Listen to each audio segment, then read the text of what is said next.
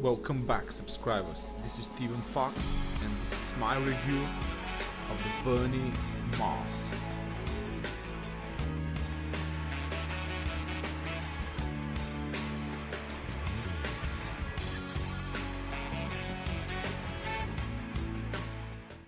Now this is the plan. Get your ass to Mars. I think you better do what he says. I think you've realized by now that I'm a huge 80s fan, especially Arnold action movies. So there's a question been bothering David Bowie, NASA, Arnold, the human race. Is there life on Mars? Well, that's what I'm here to find out today with my review of the Vernee Mars. This is the unboxing, all you need to know, and go straight to the review. Right, as we build this boy, first off, a little introduction to Vernee. Vernee burst into the scene around a year ago with the Vernee Tor, they're a new Chinese company, and their first model, the Vernee Tor, yes, like the movie Thor from Marvel, was a very successful phone. It packed 8 cores and had a really good Sony camera for like $99, which is until this day a very hard phone to beat for that price. Now then they've launched the Vernee Apollo Lite. It was a deca code that I did the review, you can check that out by the way, and it was a very good device, but it had its problems, and now they follow up with the Vernee Mars, which is their latest creation. First out of the box, I've reviewed a few Helio P10 phones, and well, this phone really did impress me, guys. This phone, the build quality, the screen, and how it feels are just great. The bezels are like really thin, like a millimeter thin, so this is a great looking, very sexy device that any of you will be proud to have in the hand, and people will look at you and ask, wow, where did you get that sexy device from, and where can I get one? Of course, I'll leave a link in the description below for where you can buy one. This is running on stock Android, as you can see. So absolutely no bloatware, just as stock as Android as possible. With Google Play installed, this ran really well.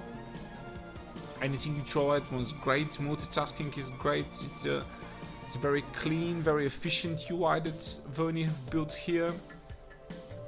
In the settings, there's of course Mirror Vision available, and this turbo download, which you can use Wi-Fi and cellular data for faster download speed. And Mirror Vision of course is present here, which allows you to change the color calibration from standard, vivid and user mode, and to enable dynamic contrast, of course, which you can't live without. I recommend you doing one of the first things you do is just go in there, just enable dynamic contrast, even if you don't change the calibration of the color. This is also another thing you should do in the sound settings.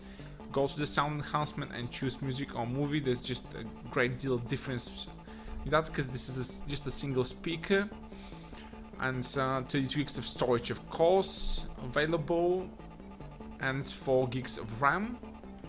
And what I'd say, I did this phone just I followed like 40 apps. This doesn't really load apps at all. Now the fingerprint sensor is something very different. They chose to differ from the Chinese approach to doing it on the backside, and chose to do it where Sony have utterly failed to do it on the side. Have they succeeded? Yes and no. And just check out your languages here. If this is a multinational ROM, so it has well, most of you will find their language in the system where it's based. Now you can change the navigation keys, which is pretty darn cool if you ask me, and you should have it in all false. And of course you can hide them for full display immersion, which I recommend when you're watching movies or using browsing social media, which is something that I do, of course. Now let's set up the fingerprint just for a second.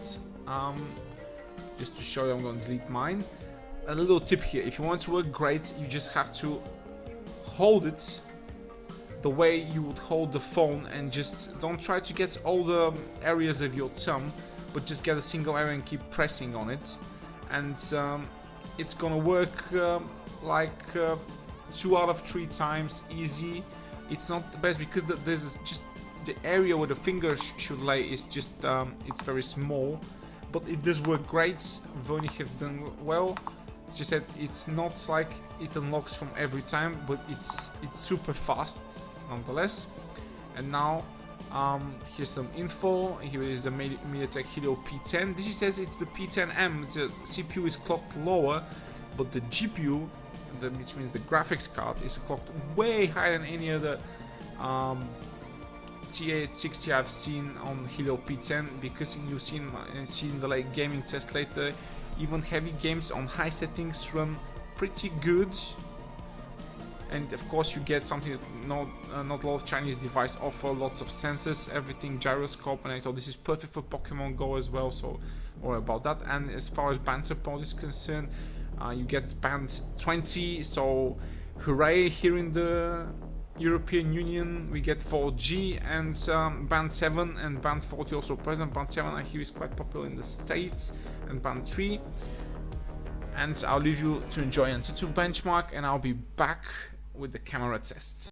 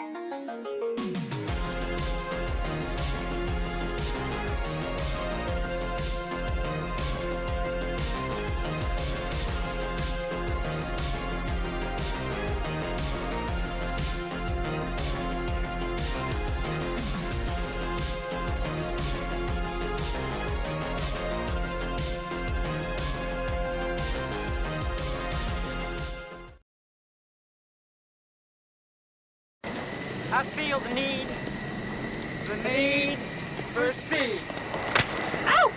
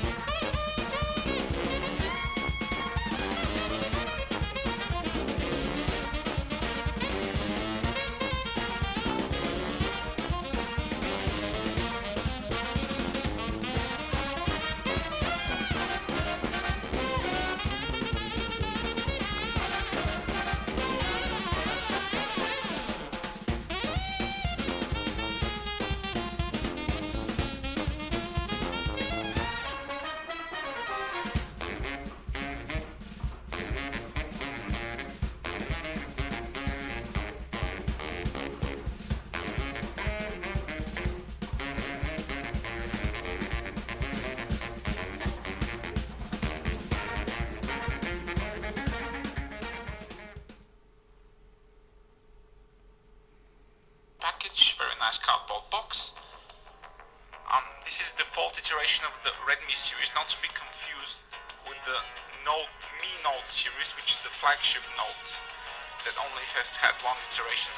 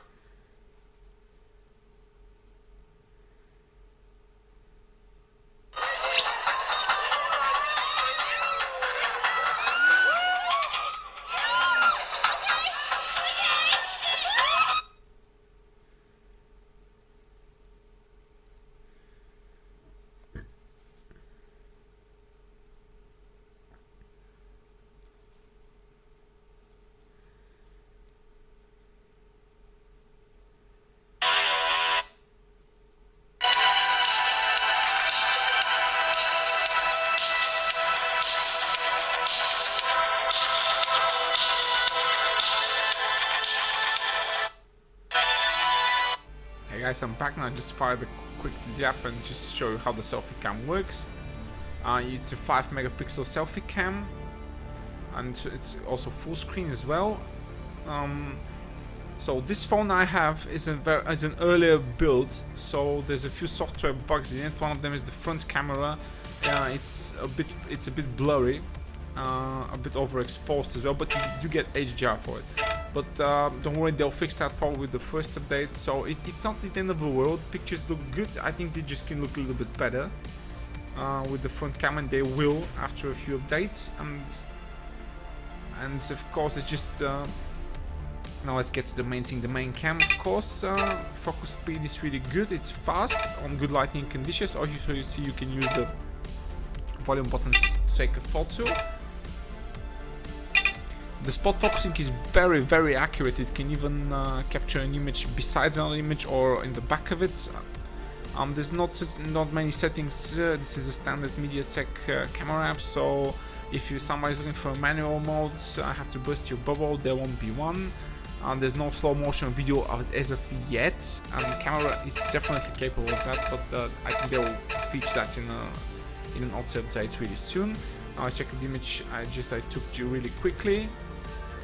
There's still no optical image stabilization available for the video as well, but they will enable that, and HDR mode is okay also.